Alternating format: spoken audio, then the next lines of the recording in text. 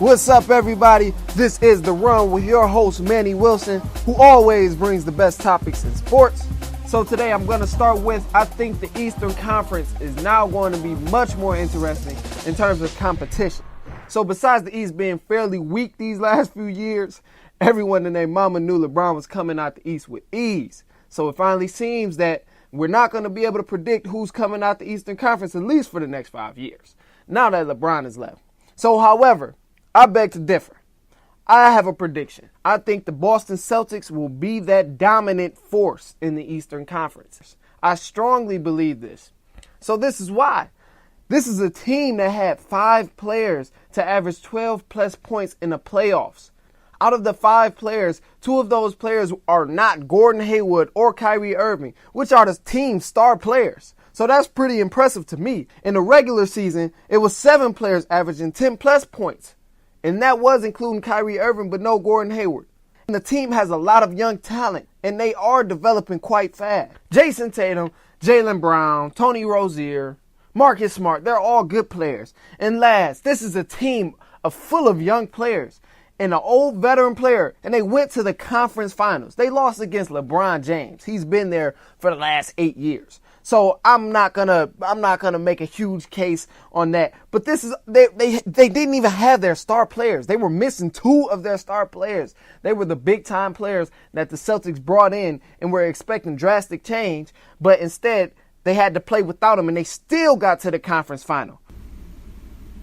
Now, I understand that some people may disagree with me and they think, oh, well, Philly is good. They're going to be that dominant force. Or Milwaukee, they got Giannis. He's really good. They're going to be they're going to be in and out of the finals these next few years. Now, I would agree with you. See, the Bucks did lose in the first round, as I recall, correct? They lost to the Boston Celtics without Gordon Hayward and without Kyrie Irving.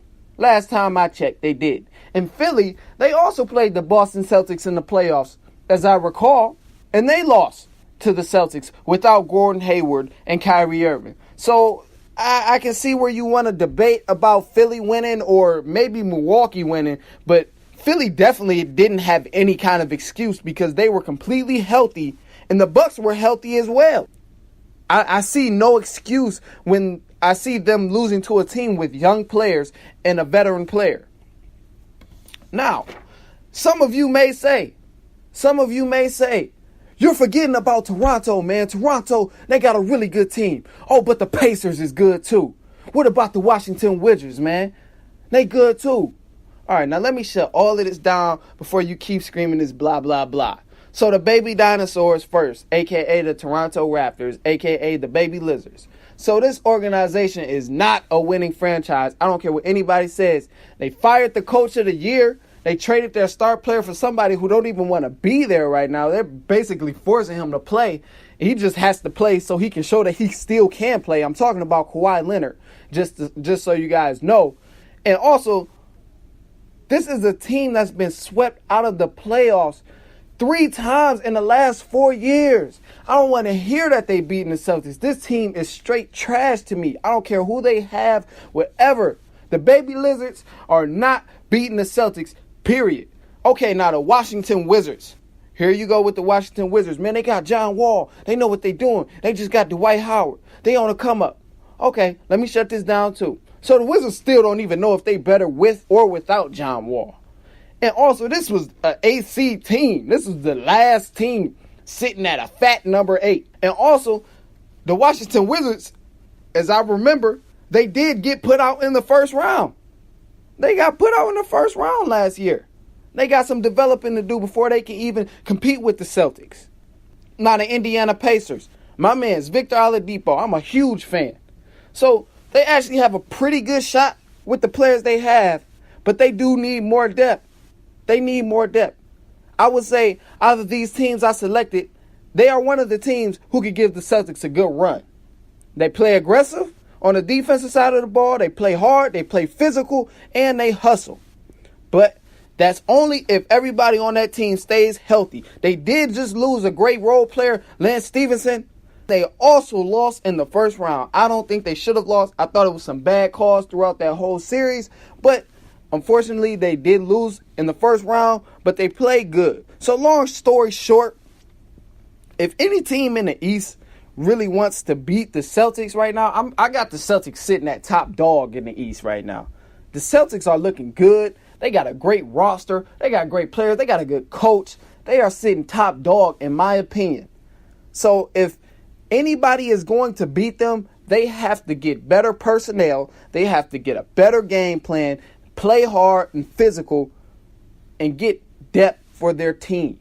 And they will be okay. Then I could probably think, okay, they can give the Celtics a run for their money, or they might even be able to beat the Celtics and get to the finals and lose to the Warriors like just about any team on the East is going to do. But that's a whole nother conversation. But Philly, if they want to beat the Celtics, they got to get more personnel. I think they need more depth. They need a better bench. They just need more players to have more depth because the Celtics are stacked. They are stacked. Absolutely. All right, to switch gears. So the Patriots wide receiver, Julian Edelman, he has a 4-game suspension for violating the NFL's policy on performance-enhancing substances. So reporters around the league during, this is a great time because it's toward camp time for a lot of NFL teams. So they asked Tom Brady about this, and the reporter, he asked him, what are your thoughts on Julian Edelman and the trainer, who people were trying to tie clues to see if the trainer Alex Guerrero gave Julian Edelman these performance-enhancing substances. So when he asked him about that, Tom Brady responded, I have no comment. That's just ridiculous. I'm out. See you guys. And then he grabbed his helmet and left, I guess went to go practice. So the question around is, was Tom Brady wrong or was he right for doing this? I feel like he had no wrong in doing this.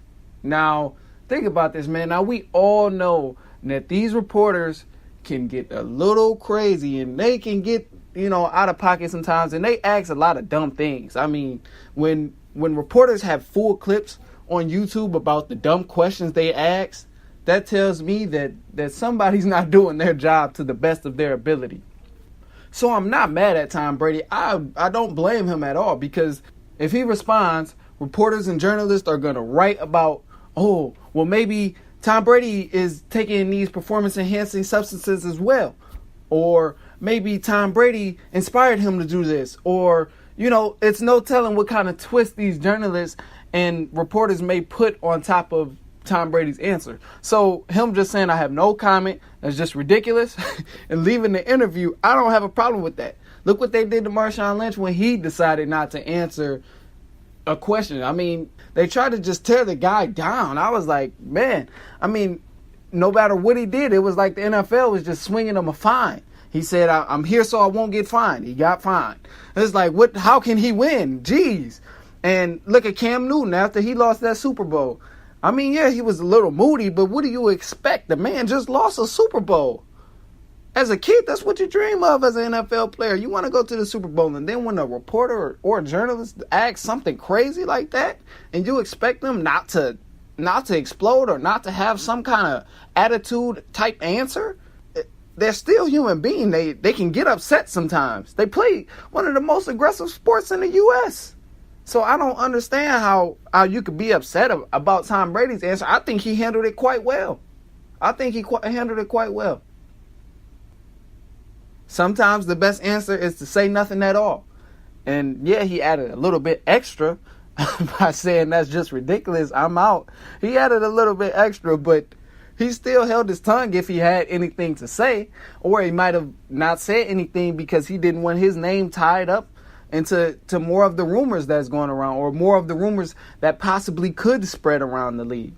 So I have no fault with Tom Brady. I think he handled that situation really good. Now, because the Patriots will be playing without Julian Edelman, the question, of course, is always there. Will they still be okay during the first 4 games? My answer to that is definitely a yes. I've seen Tom Brady turn people I've never heard of into, and look, I seen him make people look like stars, man. It's just ridiculous. It's so ridiculous. Like, people I never heard of until last year. It's like almost every year it's a new guy. It's almost like every year it's a new guy that I see on the Patriots. And it's like, man, when did that receiver get there? When did this dude get there? Who is he? Why is he making all these catches? Oh, man, that was a great catch. I never knew who Chris Hogan was. He's a receiver for the Patriots. I never knew who he was before last year. I swear to you, I did not know who he was. I didn't know who Danny Amendola was. Amendola, I'm not sure how to pronounce his last name, but I never knew who he was. And then last year, I seen these guys catch a lot of passes. So I definitely think they're going to be all right. It's nothing to, like, panic about if you rock with the Patriots. If you have any kind of ball skills and a bit of athleticism, Tom Brady will make you look great. I feel like Tom Brady will make you look really good. Whether it's a short pass, long pass. If it's a long pass, you're really going to look good because Tom Brady can put it right. He can put it right in your left pocket if he wants to. So Tom Brady is great, man. I don't think that's going to have a big toll on the Patriots, especially because it's the first 4 games. And knowing the Patriots, man, it doesn't matter. This team is always in the playoffs.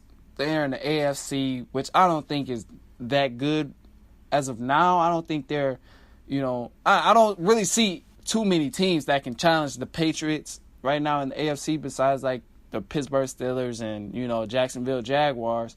But other than those 2 teams, it's not too many teams that come up on the top of my mind about who can stop Brady. Most of the time when I think what team is going to beat Brady, I'm thinking NFC.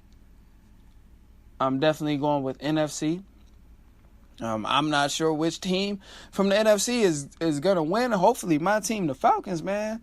I'm really hoping the Falcons go there. And I know some of the people who know me, they're looking or probably going like, oh, man, this guy, he's starting again with these Falcons. But I swear to you, look at the roster, man. Everybody's been clicking. I follow the Falcons on Twitter, by the way, so I see like everything that they update within the mini camp and the training. I see it all, so I'm like really excited. So I can't help but to talk about the Falcons right now. But man, Julio's back now. I'm good. We got a new rookie who came from Alabama, who's great. We got Mohamed Sanu. We got a pretty good receiving core, and we still got Devontae Freeman. I'm telling you, the year we went to the Super Bowl. Because I know some people are saying this right now. I know people are talking about it. Yeah, so what? 28-3. I don't care about that, man. It was something going on it was some strings pulled or something. I'm sticking to it. I don't care what anybody else has to say. I'm sticking to that argument that it was some kind of strings pulled within that game. It's just no way. The Falcons had the number 1 offense all season. We dominated everything. I watched so many games that season where we just looked unstoppable. And even the first half of that Super Bowl, we looked unstoppable. And then all of a sudden, just a disaster. Like, no, it was definitely something going on behind the scenes. I don't care whether you agree with me. I hope some people do agree with me. Hopefully it might have happened to one of your teams you was going for against the Patriots. Because we know that Patriot magic I don't know what it is. But it happens. I guess you could call it Brady magic, Belichick magic. I don't know, whatever you want to call it, man. But I just know that was just complete craziness. So to end the show today, I just want to go ahead and talk about these off-court actions. So LeBron, he just recently opened his I Promise Elementary School in Akron, Ohio, for at-risk children. This is a huge way for him to use his platform to inspire others who have the money to do what he is doing right now and just give back to the community as well. So his I Promise School provides free tuition, free uniforms, free bike, a helmet to go along with the bike, free transportation within 2 miles, free breakfast, lunch, and snacks, food pantry for families, GEDs and job placement services for parents, guaranteed tuition for the University of Akron for every student who graduates. I have nothing respect for LeBron. If you are someone out there who just completely dislike LeBron, I really don't know what to tell you. I don't know how you can be upset with a man who is doing all of this for the community. And this is not a start. He's been doing things for the community for a long time, even when he was in South Beach, when he was in Cleveland. He's been doing it for a long time, and I'm sure he's going to do a few things for LA. I don't know what that is yet, but this is nothing but pure greatness, and this is a prime example of how you can use your platform to become better. And I really see LeBron James just striving for greatness. So I just want to leave you guys with this great inspiration that LeBron has given to all of us. Thank you for tuning into The Run with your host, Manny Wilson. Be sure to find me on Twitter at _Manny30 to follow the latest sports updates as well as the newest episodes of The Run. You guys have a great day today.